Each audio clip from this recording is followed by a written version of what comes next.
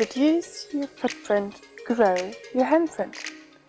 Cette phrase en anglais, dont je n'ai malheureusement pas encore trouvé de belle traduction, nous indique les 2 types d'actions que tu peux faire dans ton quotidien pour changer le monde.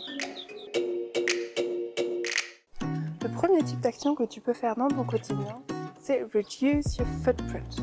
Donc, qu'est-ce que ça veut dire? Donc, footprint, donc il y a foot, donc le pied, et print, peut-être que tu l'as déjà vu à l'ordinateur, c'est imprimer. Donc, c'est imprimer le pied. Bon, en français, on dit une empreinte. Donc, par exemple, quand on va se balader sur une belle plage girondine, sur le sable mouillé, et ben on voit l'empreinte de nos pieds. Donc, c'est ça le footprint.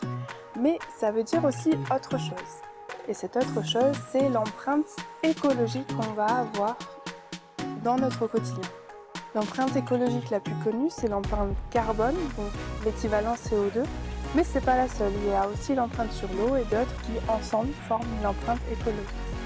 Et en fait, cette empreinte, c'est plutôt une empreinte négative. Et c'est pour ça qu'en fait, on aimerait bien réduire cette empreinte négative qu'on a quand on marche justement, puisque en marchant sur quelque chose, on a tout de suite la vision d'écraser quelque chose, de détruire.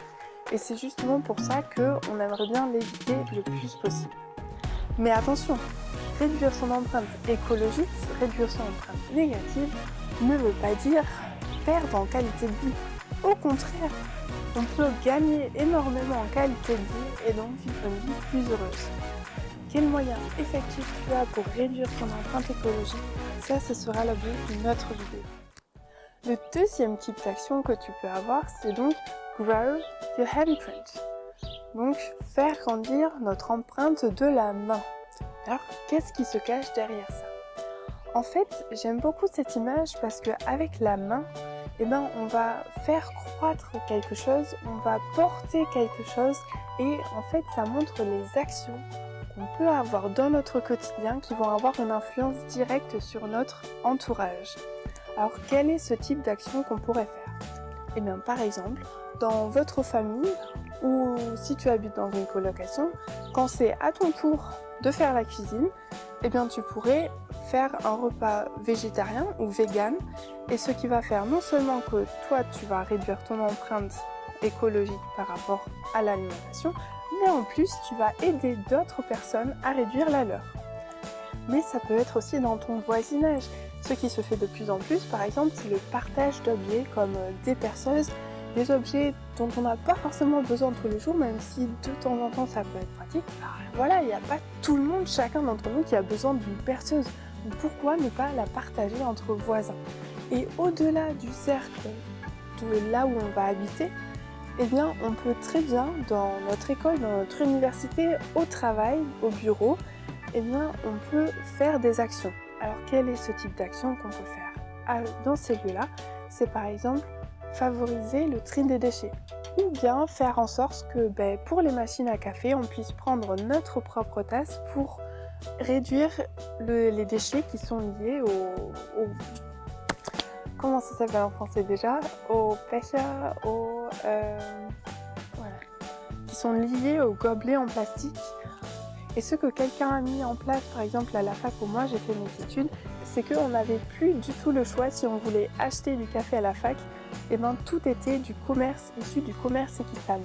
Donc en fait, il y avait toutes les machines à café qui avaient été changées, ou en tout cas où le contenu avait été changé pour faire en sorte que, il n'y ait plus que du commerce équitable qui soit proposé à l'université. Et du coup, les personnes qui ont mis en place ce projet, elles ont un impact positif sur l'ensemble des étudiants et des personnes travaillant à l'université, puisque tout le monde n'utilisait plus que du café équitable. Donc voilà quelques exemples, ça peut être aussi, je viens d'y penser, dans des associations sportives ou culturelles, là où tu vis, là où tu es en contact avec des gens, dans ces lieux-là, dans ces domaines-là, tu peux avoir des petites actions ici ou là pour justement avoir un impact positif sur le monde, pour faire grandir ces projets, pour porter quelque chose pour demain.